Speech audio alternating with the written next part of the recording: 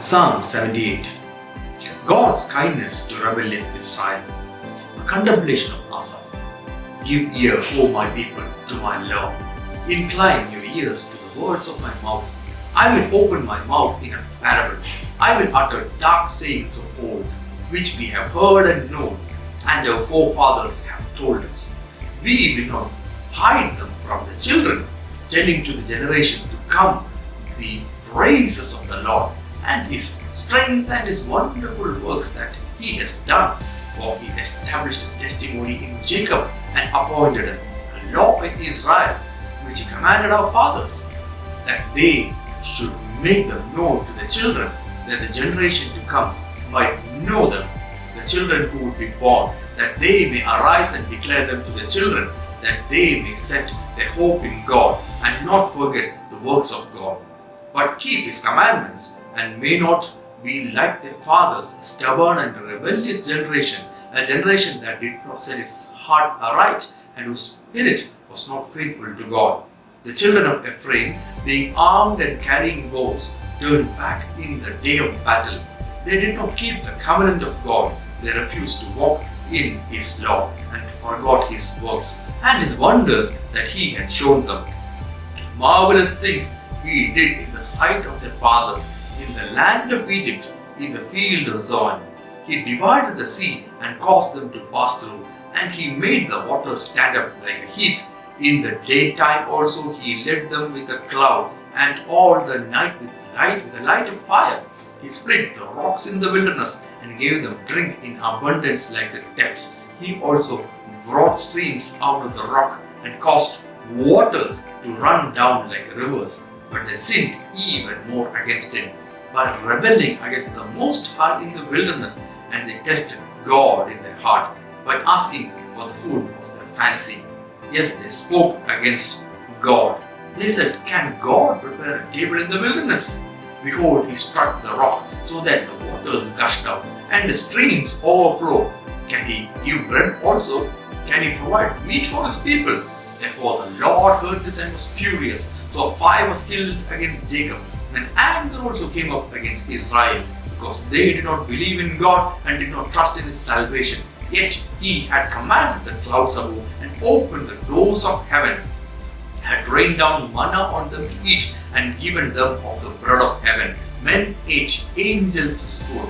He sent them food to the full. He caused an east wind to blow in the heavens, and by His power He brought in the south wind. He also rained meat on them like the dust, feathered fowl like the sand of the seas, and He let them fall in the midst of the camp, all around their dwellings. So they ate and were filled, for He gave them their own desire. They were not deprived of their craving, but while their food was still in their mouths, the wrath of God came against them and slew the stoutest of them and struck down the choice men of Israel. In spite of this, they still sinned and did not believe in His wondrous works. Therefore, the days He consumed in futility and the years in fear. When He slew them, then they sought Him, and they returned and sought earnestly for God. Then they remembered that God was their rock and the Most High God the Redeemer. Nevertheless, they flattered Him with their mouth, and they lied to Him with their tongue, for their heart was not steadfast with Him, nor were they faithful in His covenant.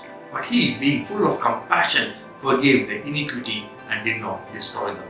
Yes, many a time He turned His anger away and did not stir up all His wrath. For He remembered that they were but flesh, a breath that passes away and does not come again. How often they provoked Him in the wilderness and grieved Him in the desert. Yes, again and again they tempted God and limited the Holy One of Israel.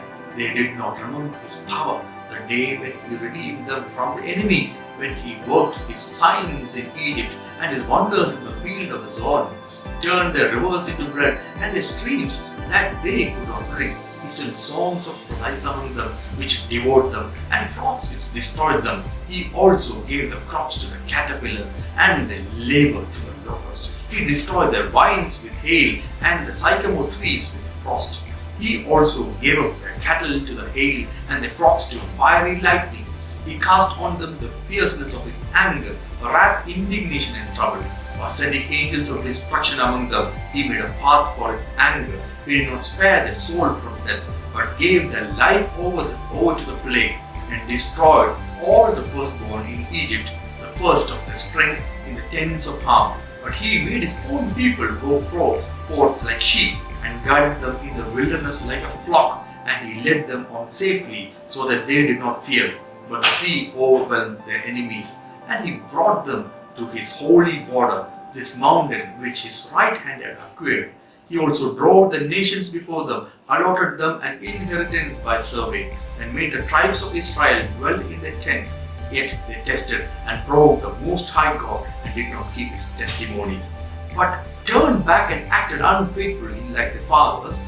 They were turned aside like a deceitful bow, for they provoked him to anger with the high places, and moved him to jealousy with a carved image. When God heard this, he was furious, and greatly abhorred Israel, so that he forsook the tabernacle of Shiloh, the tent he had placed among men, and delivered his strength into captivity, and his glory into the enemy's hand. He also gave his people over to the sword, and was furious with his inheritance. The fire consumed their young men, and the maidens were not given in marriage. The priests fell by the sword, and the widows made no lamentation. Then the Lord awoke as from sleep, like a mighty man who shouts because of wine. And he beat back his enemies. He put them to a perpetual reproach. Moreover, he rejected the tent of Joseph, and did not choose the tribe of Ephraim, but chose the tribe of Judah, Mount Zion, which he loved.